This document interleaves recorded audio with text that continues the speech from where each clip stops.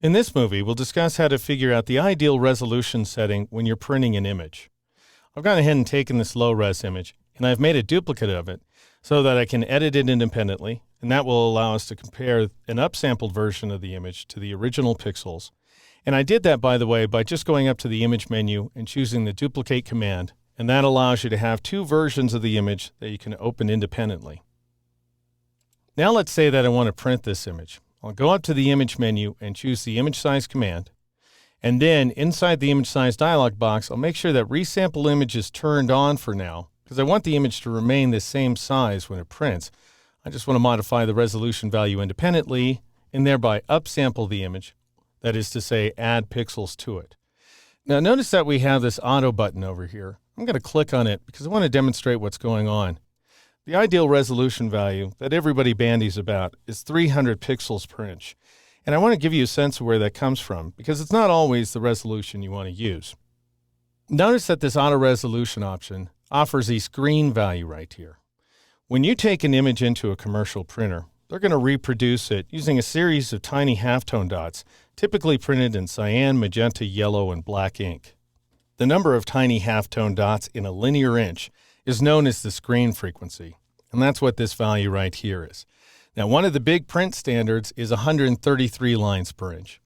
If you select the draft quality setting, the resolution and the screen value will be the same. So if I click OK now, I change the resolution value to 133 pixels per inch.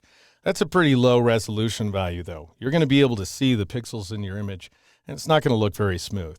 So I'll go ahead and click Auto again. Screen's still set to the same value. If I switch over to Good, now I'll get a resolution value that's 1.5 times that screen value, or 200 pixels per inch.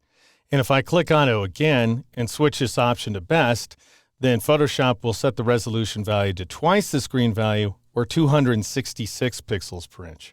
But the more typical standard for what it's worth is 267. And yet, if you go higher than that, if you set the resolution to something like 276, let's say, you're not really going to be able to tell the difference because once you have about 4 pixels per halftone dots, the perceived resolution really doesn't change. Now, the other really common screen frequency in commercial printing is 150. And if I set the screen value to 150 and leave the quality set to best, click OK, I now have a resolution of 300 pixels per inch, which is the print standard that you always hear about. The other value that's worth knowing is 360 pixels per inch, which is generally the best setting for high-quality inkjet output. Now, about the lowest you want to go, and this is just a rule of thumb, is 220 pixels per inch. And once again, all of these values are assuming that you're printing the image. If the image is ultimately intended for the web, none of this stuff matters.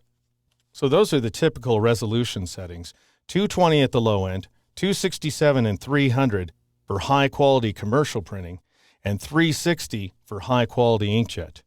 In the next movie, we'll see what it looks like to upsample an image.